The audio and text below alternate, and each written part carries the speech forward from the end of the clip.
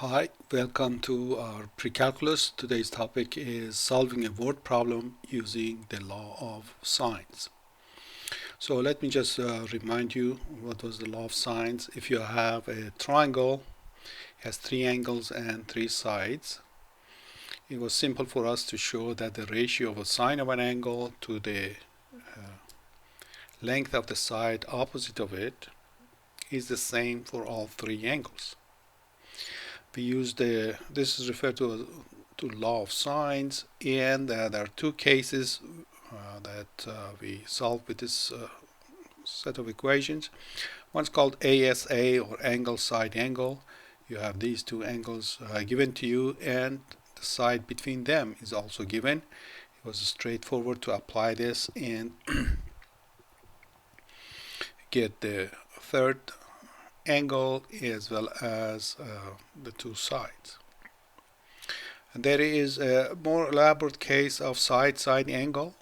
This angle is given, this side is given, that side is given, and the question is to find the other two angles and the other side. It's referred to as side-side angle, also called the ambiguous case. Depending on the numbers that you are given, you could go from 0 to 1 to 2 back to 1 solutions depending on the circumstances. So this case can become a bit lengthy. Now we are going to go ahead and take a look at some examples here. We did some of these things before. The famous case of finding the height of a mountain, that's historically important. That was a case of applying the law of sines. Now let's go ahead, take a look at these things that we have here. The first example, we have two individuals, Sam and Tammy. Here's Sam, here's Tammy. They are standing on the opposite side of a river from a home. They are 120 meters apart. Sam, the place is standing. A line of sight to the home makes 55 degrees with the shoreline. And Tammy is 120 meters to his right, and somehow we know that Tammy is 250 meters away from the home.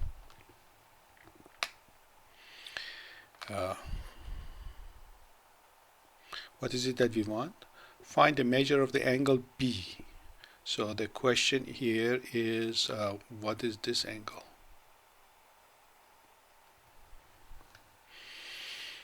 Okay, what case is this? We have this side, we have that side, so we have two sides given, and an angle is also given. We want to find the other angle. So imagine this line is drawn, you draw that one at 55 degrees and go for 120 meters, and you want to draw the other one, so that will be 250. So this is a case of side-side angle, and we are going to go ahead and investigate to see what the approach will be. So let me redraw this. So here's A, here's the home at the angle of 55 degrees. We go up, we go a distance of 120 meters, and from here we draw this other line, the long one. This is 250.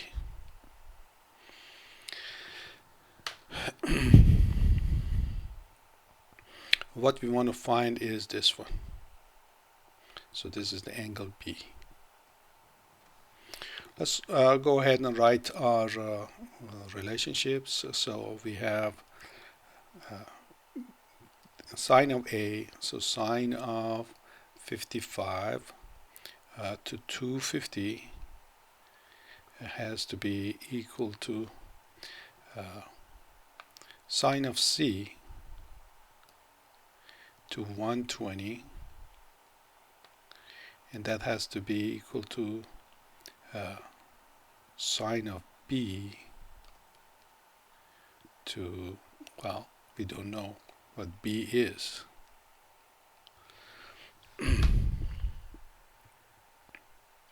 Now we go ahead and find the angle C from this relationship, and we have the A, we are going to calculate C, and out of that we are going to get the angle B.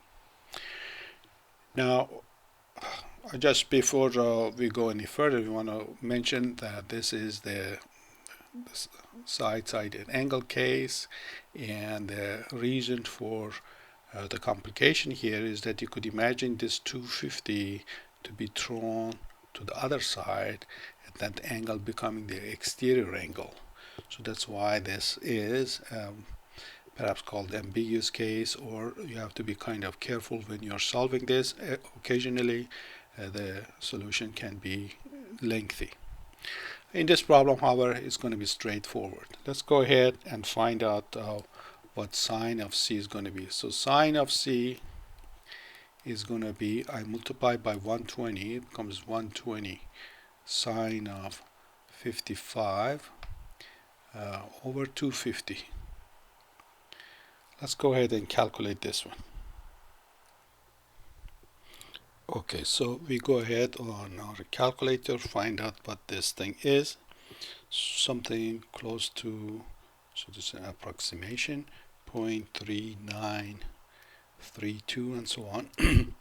So when we have a sine, what is the angle itself? That's where the so-called ambiguity comes up. If you have a sine quantity, like in this case almost 0.4, somewhere here, when you draw this horizontal line, you have two angles. One is this, and the other one is this big angle. So when you use your calculator, you get the small one first. So you get C is sine inverse of this quantity. So if you want to let the calculator do everything and give you the most accurate answer, and you don't want to be responsible for retyping a bunch of digits, you do it like this. You have to be careful to type it correctly, and then this gives you an angle like 23.15 degrees. So you could have used this one in its place.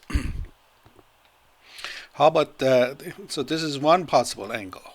What's the other possible angle? The other possible angle, so this is C1, this angle, and then the C2 is this big angle, C2.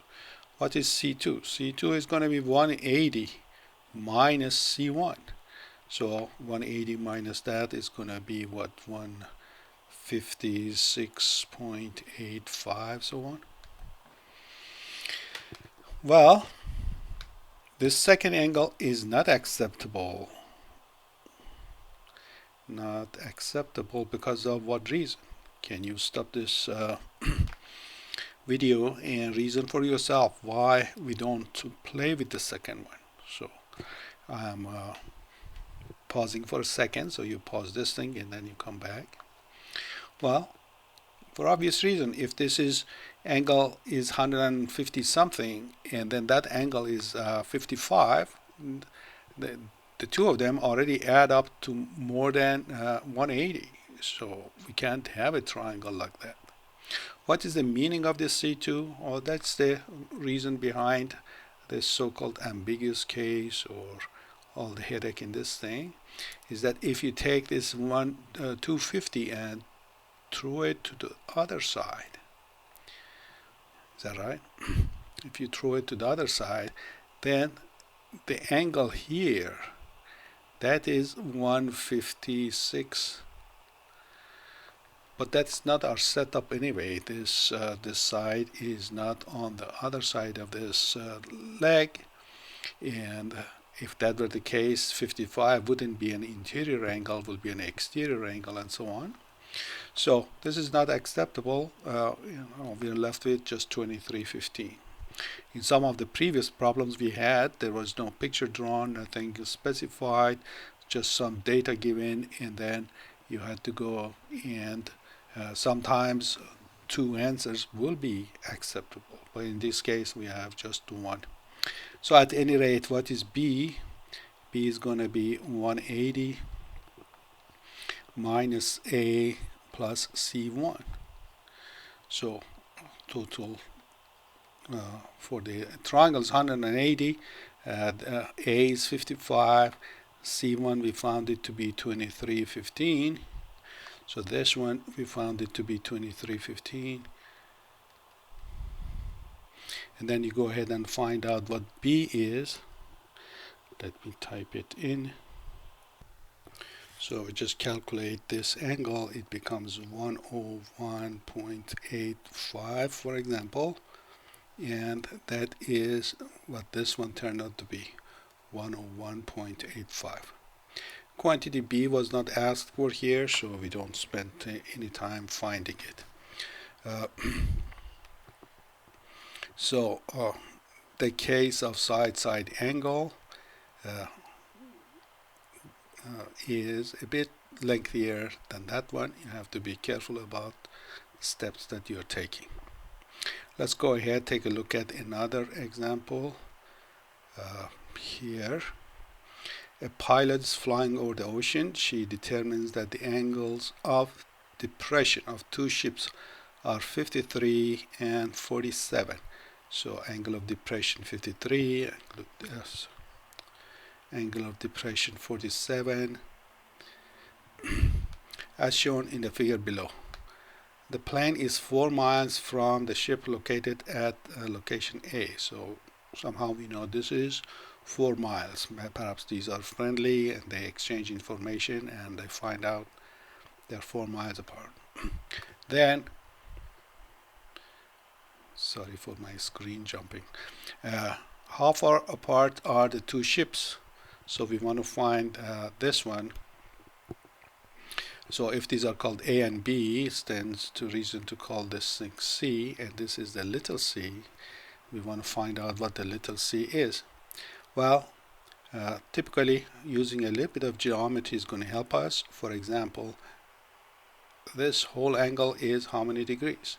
Of course, it's called a straight angle, and it's total of 180. 47 and 53 are the measure of these two angles. That total adds up to 100 degrees out of 180. This becomes 80. This becomes 80. Also, from basic geometry, you know that assuming that this is a horizontal, the angle here also going to be 47 degrees, and the angle here is going to be 53 degrees, and so on. So what case is this? We have this angle, and the side between them. So it's an ASA type problem. Therefore, it's going to be straightforward. We are going to write sine of 80 over C is equal to, so sine of 80 over C is equal to sine of 53 over 4. So cross multiply and find out what C is from this equation. So for example, you can write C times sine of 53 is equal to 4 times sine of 80. And so little c is just 4 sine of 80 over sine of 53. The advantage of ASA is that we don't have any case of ambiguity or multiple answers. It's just straightforward. Let me just type it in.